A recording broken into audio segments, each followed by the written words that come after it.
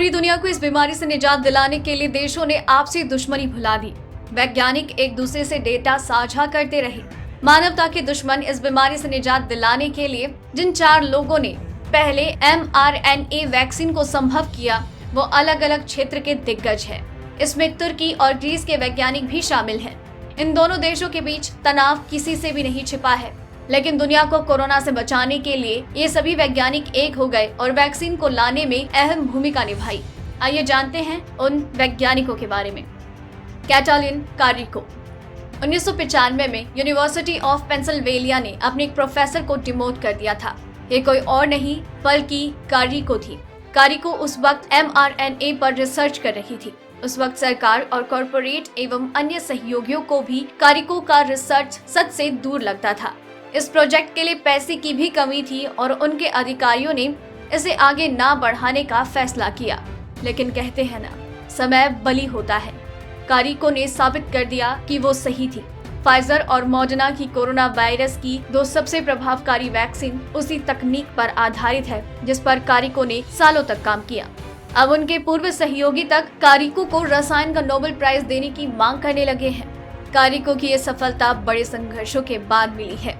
Hungary की रहने वाली कारिको ने 1985 में अपनी कार ब्लैक मार्केट में महज $1200 में बेच दी थी और वो उसके बाद अपने इंजीनियर पति के साथ अमेरिका आ गई। फिर उन्होंने कभी भी पीछे मुड़कर नहीं देखा। यहाँ तक कि जब यूनिवर्सिटी ने उनका डिमोशन कर दिया था, तब भी उनका हौसला पस्त नहीं हुआ। उन्हें यकीन था उनके काम को एक न एक दिन तवज्जो जरूर मिलेगी और कोरोना महामारी के दौरान उनके काम ने उन्हें स्टार बना दिया। उगुर शाहीन तुर्की के रहने वाले उगुर शाहीन और उनकी पत्नी ओजलोम टुरेसी पहले वैज्ञानिक एंटरप्रेन्योर हैं। दिल से वैज्ञानिक शाहीन अभी एक छोटे से अपार्टमेंट में रहते हैं और अपने काम पर साइकिल से जाते हैं। तुर्की में पैदा हुए शाहीन 4 साल की उम्र में अपने माता पिता के साथ जर्मनी के कलोन शहर आ गए। शाहीन बाद में डॉक्टर बने और ट्यूमर सेल में इम्यूनोथेरेपी पर रिसर्च किया। शुरू में दोनों पति पत्नी कैंसर के इलाज के लिए मोनोक्लोनल एंटीबॉडी पर रिसर्च कर रहे थे, लेकिन बाद में वो mRNA तकनीक पर रिसर्च करने लगे जिसका इस्तेमाल कोरोना वायरस की वैक्सीन के लिए इस्तेमाल हुआ है। ओजलोम टुरेसी का जन्म तुर्की के रहने वाले एक भौतिक विज्ञानी पिता के घर हुआ।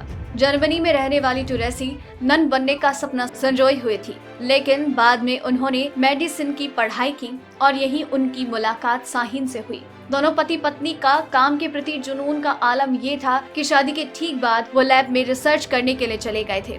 टुरेसी ने भी पति के साथ मिलकर mRNA पर सर्च किया था। अल्बर्ट ब्रूला ग्रीस के रहने वाले ब्रूला फाइजर के सीईओ और मशहूर इम्यूनोलॉजिस्ट हैं। उन्होंने 25 साल तक कंपनी की सेवा की। ब्रूला ने सरकार से कोरोना वैक्सीन पर शोध के लिए पैसा लेने से इनकार कर दिया था।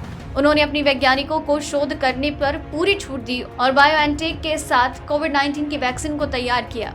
वैक्सीन को राजनीति से दूर रखने के लिए उन्होंने सरकार से पैसा लेना उचित नहीं समझा। उन्होंने कहा, मैं अपने वैज्ञानिकों को नौकरशाही के दबाव से दूर रखना चाहता था। जब आप किसी से पैसा लेते हैं तो उसमें कई दबाव भी रहता है। जानिए कैसे काम करती है mRNA तकनीक। mRNA तकनीक के जरिए शरीर के अंदर सेल को प्रोटीन बनाने का इशारा करती है। इसके बाद तंत्रिका तंत्र को इस तकनीक के जरिए जरूरी प्रोटीन मिलता है।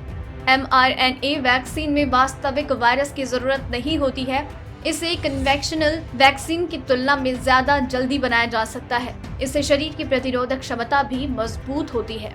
अगर आपको रिपोर्ट पसंद आई तो इसे लाइक और शेयर करें। साथ ही अपने व्यूज हमें कमेंट करके जरूर बताएं।